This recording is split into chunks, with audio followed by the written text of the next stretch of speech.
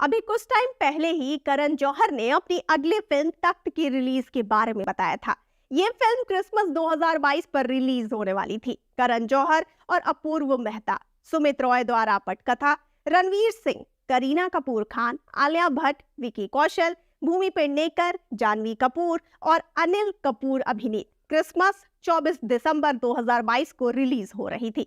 निर्माता उसी के लिए एक विस्तृत सेट का निर्माण कर रहे हैं। राजीव मसंद से बातचीत में करण जौहर ने कहा था, ये फिल्म है जो मुझे नर्वस कर देगी। मैं दूसरे अनुभवों में नर्वस नहीं हुआ हूँ क्योंकि वे हमेशा उन लोगों के बारे में रहे हैं जिन्हें मैं जानता हूँ, लेकिन मुझे नहीं पता ये लोग शाहजहां, दारा शिकोह और औरंगजेब के दिमाग में जाने के लिए मुझे 16वीं शताब्दी में उनकी महत्वाकांक्षाओं, असफलताओं, ऊंच नीच के बारे में उनके मन को समझने के लिए बहुत पढ़ना, शोध करना, आत्मा की खोज करनी पड़ी।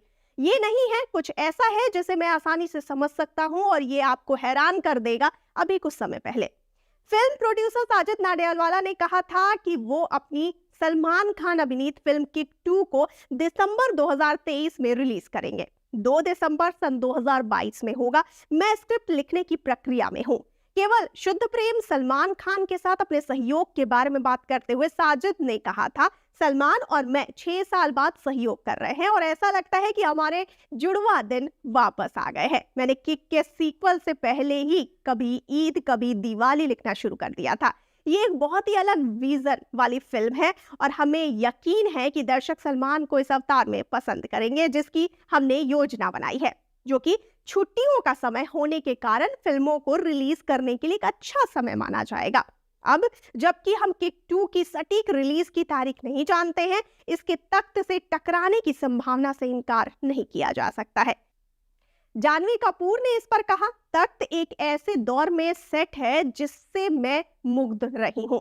Janvi Kapoor starrer ghost stories फिलहाल नेटफ्लिक्स पर स्ट्रीमिंग कर रही है। अभिनेता इस साल करण जौहर की महत्वाकांक्षी तख्त भी शुरू करेंगे।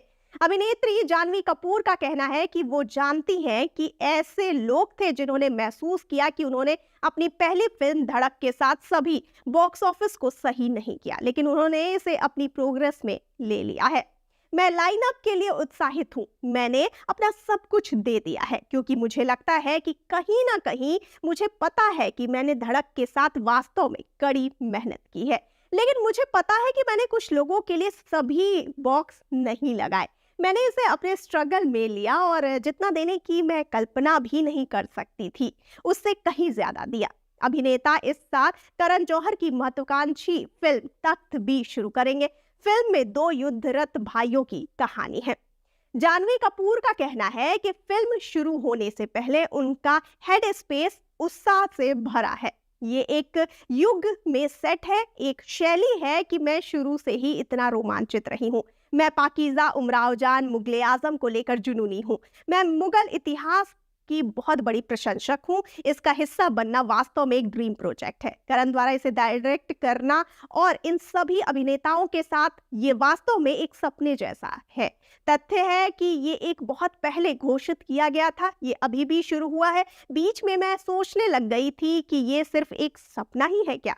स्क्रिप्ट सुनने से पहले ही आलिया भट्ट तख्त का हिस्सा बनने के लिए तैयार हो गई। तख्त हाल के दिनों में बॉलीवुड की सबसे महत्वाकांक्षी परियोजनाओं में से एक है। इस बड़े बजट उद्यम में उद्योग के कुछ सबसे बड़े नाम शामिल हैं। ये फिल्म लव ड्रामा ए दिल ए मुश्किल सन 2016 के बाद डायरेक्शन में करण जौहर की वापसी का भी प्रतीक है। ये फिल्म मुगल बादशाह औरंगजेब और उसके भाई दारा शिकोह के बीच संबंधों को दर्शाती है। मगर अफवाहें कुछ भी हो तो रणवीर सिंह दारा के चरित्र को चित्रित करेंगे, जबकि विकी कौशल फिल्म के लिए औरंगजेब के जूते में कदम रखेंगे।